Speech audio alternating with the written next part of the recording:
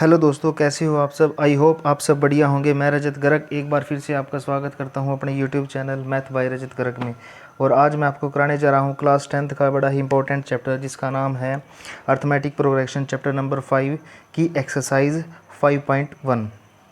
तो चलो अब स्टार्ट करते हैं इस एक्सरसाइज का। जो फर्स्ट क्वेश्चन है हमारे पास, फर्स्ट क्वेश्चन में हम क्या क्या है हमारे पास, in which of the following situation does the list of numbers involve make an arithmetic progression and why. हमारे पास कुछ स्टेटमेंट्स हैं, कुछ क्वेश्चंस हैं, उनको पढ़ने के बाद हमें लिस्ट बनानी है नंबर्स की और ये बताना है कि वो नंबर्स हमारे पास अर्थमेटिक प्रोग्रेशन बनाते हैं, एपी बनाते हैं या नहीं बनाते हैं।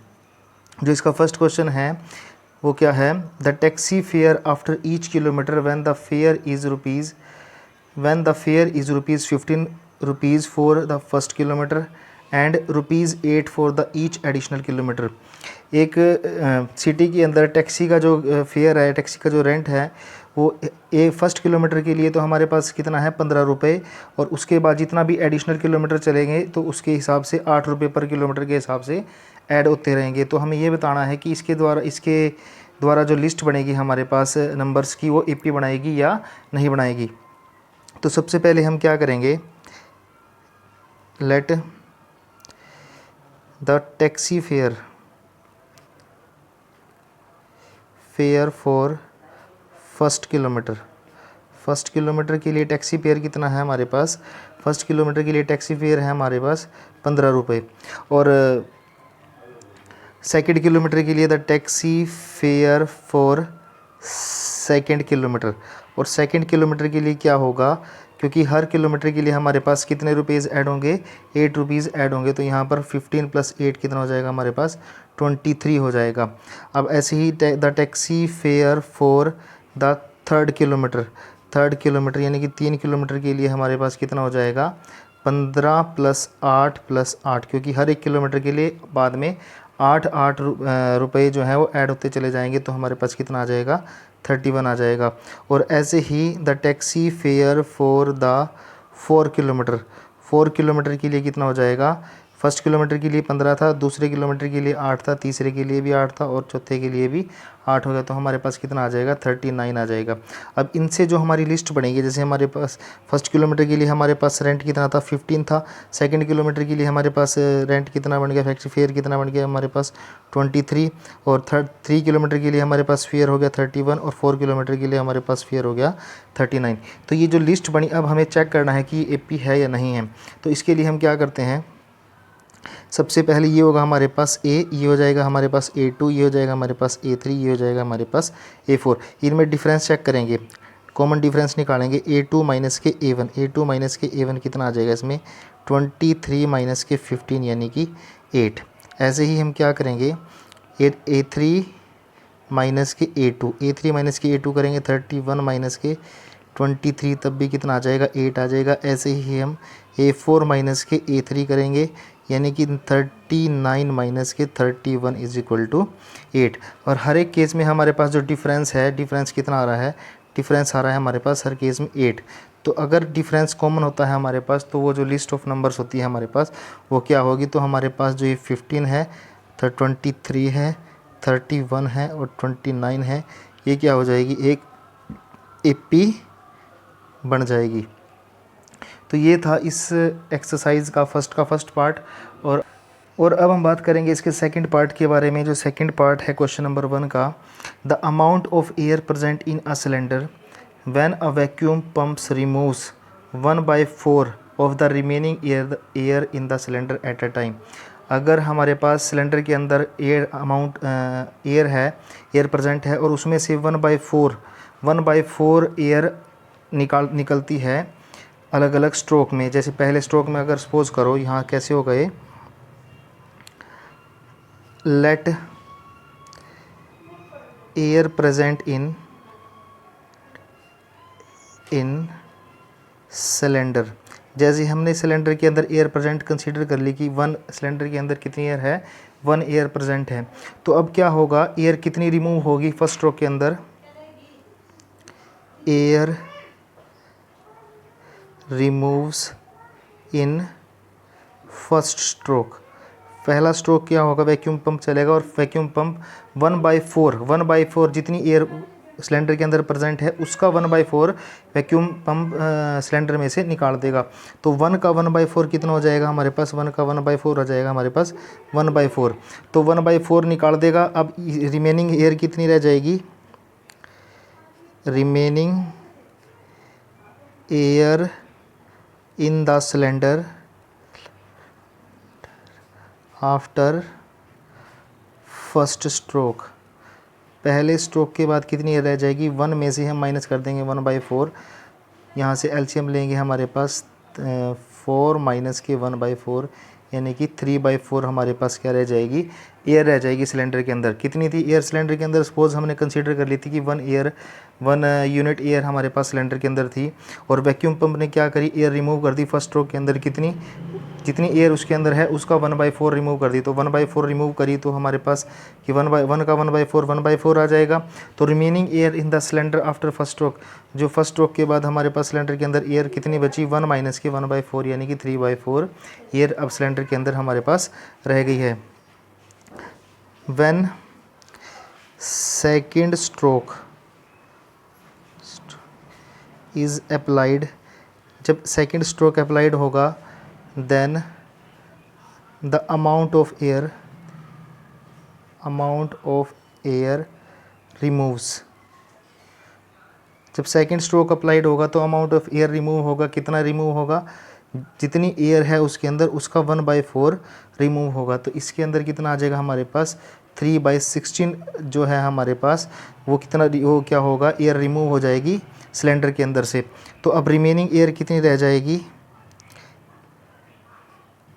Remaining air after second stroke, second stroke के बाद हमारे पास एयर कितनी रह जाएगी, कितनी थी पहले 3/4 थी उसमें से कितनी माइनस हो जाएगी, 3/16 माइनस हो जाएगी। तो हमारे पास कितना रह जाएगा, यहाँ पर 16 एलसीएम आ जाएगा और 4 4 जा 16, 4 3 जा 12 माइनस के 3 यानी कि ये हमारे पास रह जाएगी माइनस के 12 माइनस की 3 यानी कि ये 9/16 हमारे पास क्या रह जाएगी, एयर रह जाएगी सिलेंडर के अंदर।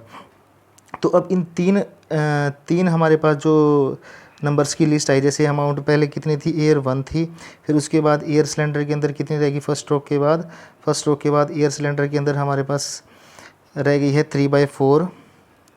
फिर उसके बाद हमारे पास जब सेकंड स्ट्रोक अप्लाई हुआ, सेकंड स्ट्रोक अप्लाई होने के बाद जो सिलेंडर के अंदर एयर कितनी रहेगी हमारे पास 9/16 रह जाएगी।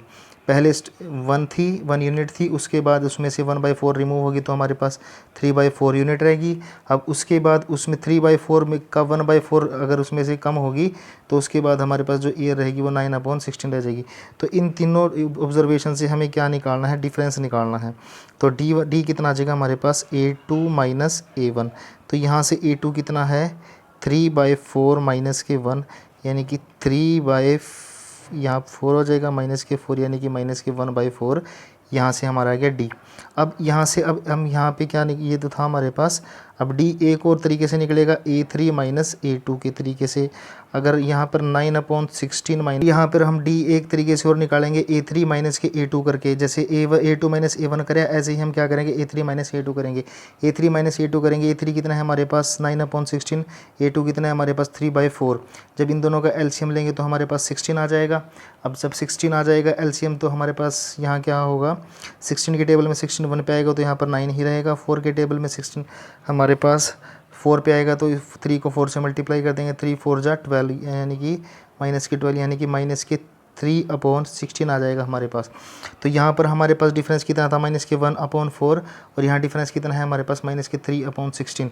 अगर यहाँ डिफरेंस हमारे पास क्या है, कॉमन नहीं है, तो इसलिए हमारे पास क्या होगी, ये 3/4 9/16 इज़ नॉट एन AP, ये हमारे पास AP नहीं होगी, क्योंकि AP के अंदर क्या होता है हमारे पास जो डिफरेंस होता है, डिफरेंस क्या होता है, कॉमन होता है, कांस्टेंट होता है, A के डिफरेंस होता है। जैसे यहाँ पर माइनस के 1/4 था, अगर 1/4 ही आता दूसरा डिफरेंस भी तो हमारे पास क्या होता है, ये AP होती है, अदरवाइज़ ये AP नहीं है। तो ये था इसका सेकेंड पार्ट। अब इसके बाद हम बात करेंगे इसके थर्ड पार्ट के बारे में।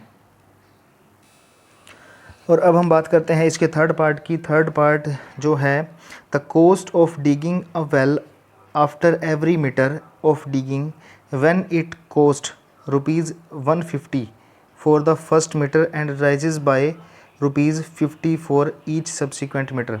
अब इस क्वेश्चन का मतलब है कि जो कुआं होता है, वेल बोलते हैं कुएं को, अगर कुएं की खुदाई करते हैं तो उसमें जो पर मीटर का जो फर्स्ट मीटर का जो चार्जेस है उसकी खुदाई करने का, वो कितना है हमारे पास, 150 रुपये है। तो हम क्या लिखेंगे इसके अंदर सॉल्यूशन में, cost for first meter of digging. First meter के लिए कोस्ट कितनी है हमारे पास, 150। और हर मतलब जैसे फर्स्ट किलोमीटर की डिगिंग हमारे पास 150 है, जैसे ही सेकंड मीटर के लिए डिगिंग करेंगे तो उसके लिए कितनी ऐड हो जाएगी, उसमें 50 रुपीज़ पर मीटर के लिए ऐड हो जाएगी। तो cost for second meter of digging, second meter के लिए कितना हो जाएगा, 150 में 50 ऐड हो जाएगा, हमारे पास कितना आ जाएगा, 200 रुपीज़ हो जाएंगे। ऐसे ही हम क्या करेंगे, cost for 3 metre of digging, अगर 3 मीटर तक उसकी डिगिंग करें, 3 मीटर तक उसकी खुदाई करें तो हमारे पास कितना हो जाएगा, 150 + 50 + 50। फर्स्ट किलोमीटर के लिए 150 है, सेकंड किलोमीटर के लिए 50 और ऐड हो जाएगा, और थर्ड किलोमीटर के लिए 50 और ऐड हो जाएगा, तो हमारे पास कितना आ जाएगा, 250। ऐसे ही cost for 4 metre of digging, 4 metre के लिए कितना हो जाएगा, फर्स्ट के लिए 150, सेकंड के लिए 50, थर्ड के लिए 50 ऐड और हो जाएगा, और फोर्थ के लिए और 50 ऐड हो जाएगा, तो हमारे पास कितना हो जाएगा, 300 रुपीज़ हो जाएगा। तो हमारे पास जो सीरीज़ बनेगी, जो हमारे पास लिस्ट बनेगी नंबर्स की, वो ये हो जाएगी, यानी कि 150 के बाद 200 के बाद हमारे पास 250 के बाद हमारे पास आ जाएगा 300। तो यहाँ से हम डिफरेंस चेक करेंगे। तो डिफरेंस चेक करेंगे सबसे पहले A2 - A1 करके। A2 कितना है हमारे पास, 200 माइनस के 150, यानी कि 50 रुपीज़। ऐसे ही हम डी ही चेक करेंगे, A3 - A2 करके। A3 कितना है हमारे पास, 250 माइनस के 200, यानी कि यहाँ पर भी कितना हो जाएगा, 50। ऐसे ही D एक बार और चेक करेंगे हम, कैसे, A4 माइनस के A3 करके। A4 हमारे पास कितना है यहाँ पर, 300 माइनस के 250, यानी कि D की वैल्यू यहाँ पर भी कितनी आ जाएगी, 50 आ जाएगी। तीनों केसेस के अंदर हमारे पास डिफरेंस जो है वो क्या आ रहा है, कॉमन आ रहा है। डिफरेंस कॉमन है तो हमारे पास जो ये नंबर्स हैं, जो AP बनी है, यानी कि हमारे पास 150, 200, 250 और 300 इज़ एन AP। ये AP होगी because the difference is common in each of the number. हर एक नंबर के अंदर हमारे पास डिफरेंस कितना है, कॉमन आ रहा है, तो ये क्या हो जाएगी, हमारे पास AP हो जाएगी। तो ये था इस क्वेश्चन का थर्ड पार्ट। अब इसके बाद हम बात करेंगे इसके फोर्थ पार्ट के बारे में। और अब हम बात करेंगे इसके फोर्थ पार्ट के बारे में। फोर्थ पार्ट में हमारे पास जो इक्वेशन है वो क्या है, the amount of money in the account every year when ₹10,000, यानी कि 10,000 रुपये is deposited at a compound interest eight 8% per annum. अगर 8% पर एनम के हिसाब से 10,000 रुपये अकाउंट के अंदर डाले जाएँ तो उनका जो अमाउंट बनेगा 1 साल के बाद, वो हमने कंपाउंड इंटरेस्ट से वो चेक करना है कि उसके द्वारा अगर 3-4 साल के लिए हम इसको दें तो जो हमारे पास अमाउंट बनेगा वो एक AP बनाएगा या नहीं बनाएगा। तो इसमें जो हमारा प्रिंसिपल है वो कितना है, प्रिंसिपल हमारे पास कितना है, 10,000 रुपये है। रेट कितना है हमारे पास, रेट है 8% पर एनम। और हमारे पास टाइम कितने साल के लिए, 1 साल के लिए वो देता है, हर बार 1 साल के लिए देता है। और जो अमाउंट होगा वो हमारे पास लिस्ट बन जाएगी नंबर्स की, और वो लिस्ट हमें चेक करनी है कि हमारे पास AP होगी या नहीं होगी। तो इसके लिए इंटरेस्ट कितना आ जाएगा, इंटरेस्ट का फॉर्मूला क्या होता है, अगर सिंपल इंटरेस्ट की बात करें तो P × R × T/100। तो यहाँ से अगर चेक करें तो P कितना है हमारे पास 10,000, R कितना है हमारे पास 8%, टाइम कितना है 1, डिवाइड बाई 100, इसको कैंसिल करेंगे तो हमारे पास कितना आ जाएगा, 800 रुपये आ जाएगा फर्स्ट ईयर का रेंट। फर्स्ट ईयर का रेंट आ गया। तो हमारे पास जो इंटरेस्ट था, तो जो अमाउंट बनेगा, अमाउंट किसके इक्वल होता है हमारे पास, प्रिंसिपल में जब इंटरेस्ट ऐड हो जाता है तो अमाउंट बन जाएगा। प्रिंसिपल कितना है हमारे पास, 10,000 रुपये, इंटरेस्ट कितना ऐड हो जाएगा, 800 रुपये। तो हमारे पास एक साल का जो अमाउंट बन जाएगा वो कितना हो जाएगा, 10800, यानी कि एक साल का अमाउंट कितना हो जाएगा हमारे पास, 10800। अब कंपाउंड इंटरेस्ट में क्या होता है, कंपाउंड इंटरेस्ट में क्या होता है हमारे पास, जो सेकंड ईयर के लिए हम इसको अगर इसको रेंट पर इसको देंगे, ब्याज पर देंगे या फिर इंटरेस्ट पर देंगे, तो ये हमारे पास प्रिंसिपल बन जाएगा। फॉर सेकंड ईयर के लिए क्या हो जाएगा हमारे पास, जो प्रिंसिपल हो जाएगा वो 10,800 हो जाएगा। रेट 8% ही रहेगा और हमारे पास टाइम कितना रहेगा, 1 ईयर ही रहेगा। तो इसके लिए इंटरेस्ट कितना हो जाएगा हमारे पास, P into R into T upon 100 हो जाएगा। प्रिंसिपल है हमारे पास 10,800, रेट 8%, टाइम 1 ईयर और डिवाइड बाई 100 से कैंसिल हो जाएगा। तो ये हो जाएगा हमारे पास 864 रुपये हमारे पास क्या हो जाएगा, सेकेंड ईयर का इंटरेस्ट हो जाएगा। तो हमारे पास जो सेकेंड ईयर के बाद जो अमाउंट बनेगा वो क्या बन जाएगा, प्रिंसिपल प्लस इंटरेस्ट। प्रिंसिपल कितना था हमारे पास, 10,800 प्लस इंटरेस्ट 864। तो हमारे पास कितना हो जाएगा, ये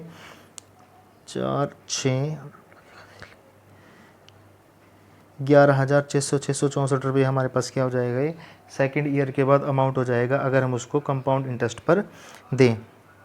तो अब यहाँ पर हमारे पास शुरू में कितना था हमारे पास, 10,000 रुपये थे। 10,000 रुपये जब एक साल के लिए हमने दिए तो कितना अमाउंट बन गया हमारे पास, 10,800 बन गया। और जब उससे दूसरे साल के लिए हमने उनको दिया तो उसमें क्या बन जाएगा, 11,664 बन गया।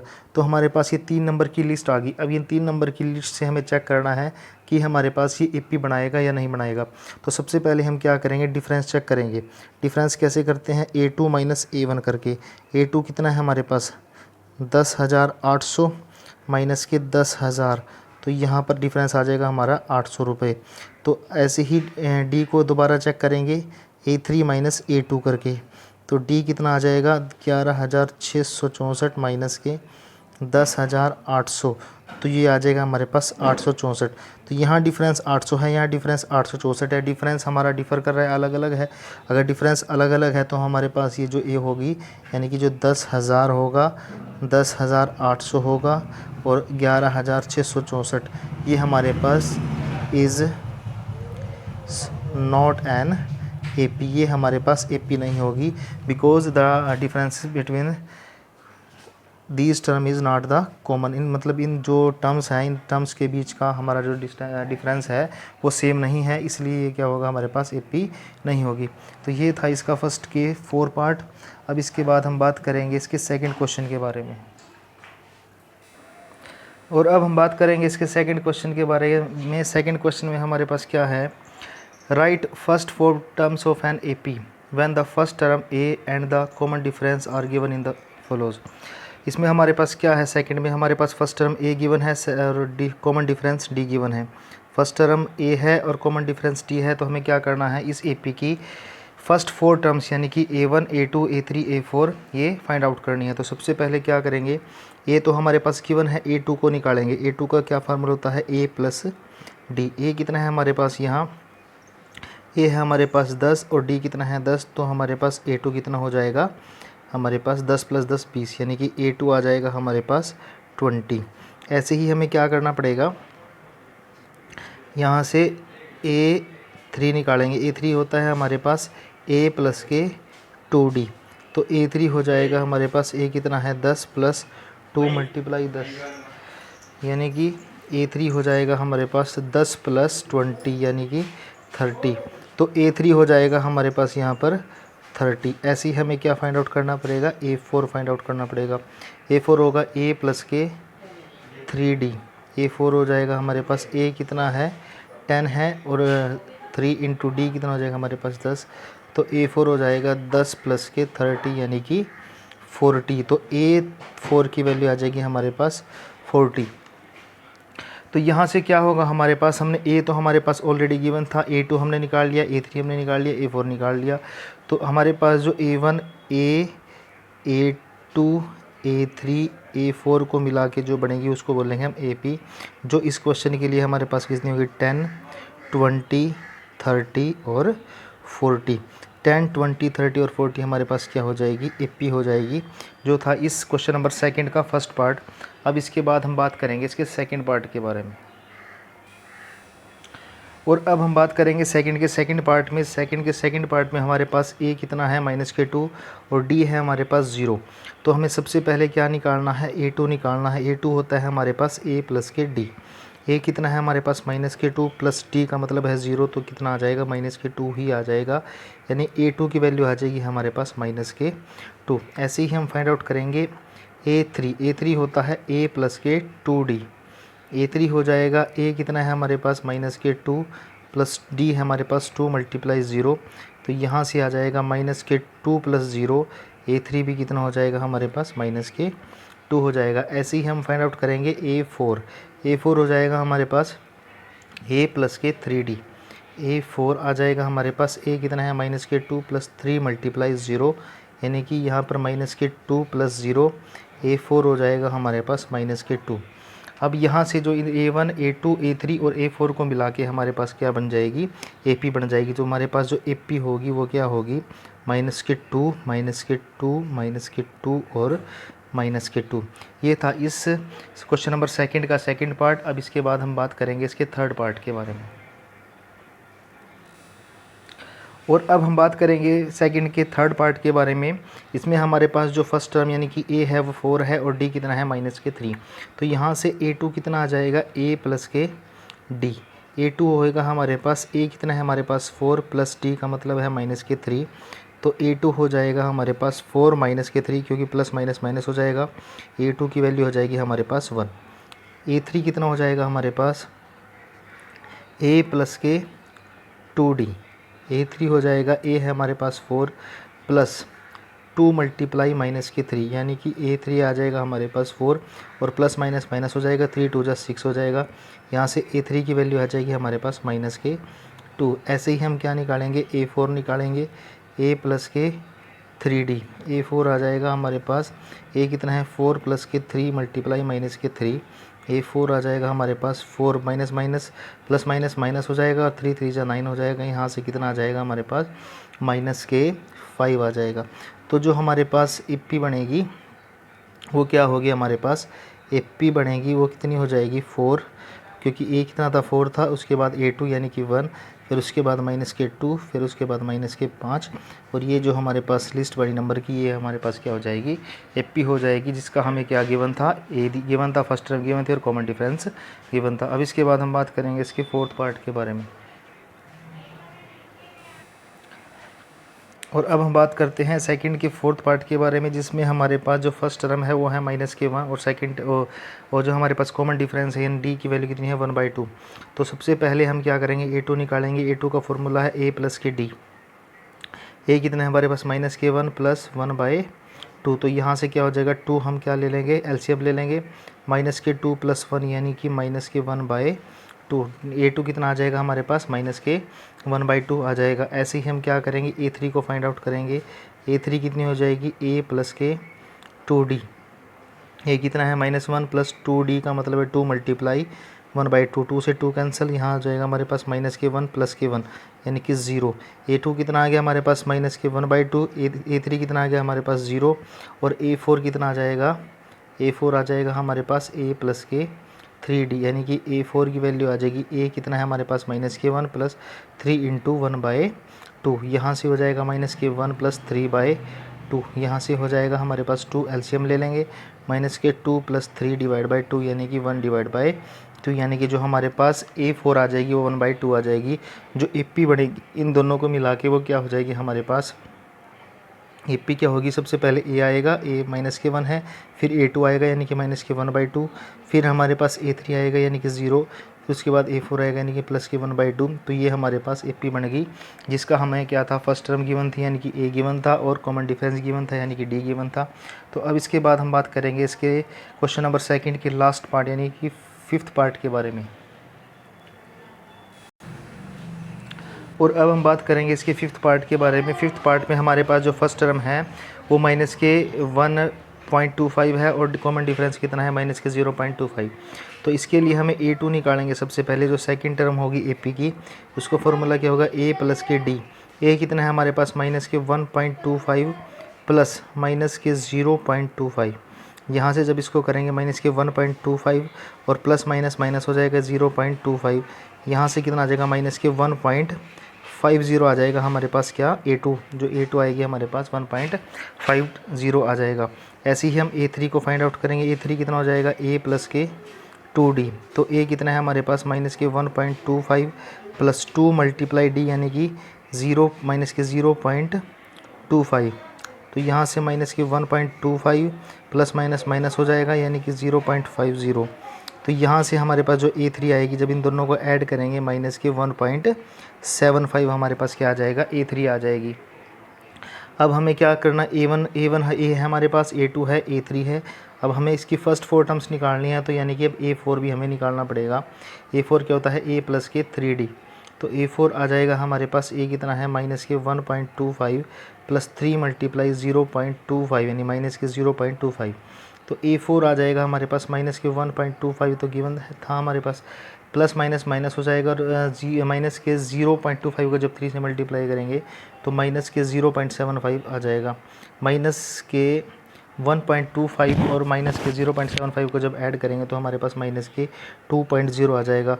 तो हमारी जो AP बनेगी वो क्या होगी, सबसे पहले A आएगा माइनस के 1.25, उसके बाद हमारे पास आएगा माइनस के 1.50, उसके बाद आएगा माइनस के 1.75, उसके बाद आएगा माइनस के 2। तो ये थी हमारे पास क्वेश्चन नंबर सेकंड के 5th पार्ट। और इस वीडियो में मैंने एक्सरसाइज 5.1 का क्वेश्चन नंबर 1 और क्वेश्चन नंबर 2 दोनों पूरे कंप्लीट करा दिए हैं। मेरे द्वारा कराई गई ये क्वेश्चंस आपको कैसे लगे, अगर आपको ये अच्छे लगे तो प्लीज़ मेरी वीडियो को लाइक करें, मेरे चैनल को सब्सक्राइब करें और ज़्यादा से ज़्यादा वीडियो को शेयर करें ताकि ज़्यादा से ज़्यादा बच्चों के डाउट क्लियर हो सकें। धन्यवाद।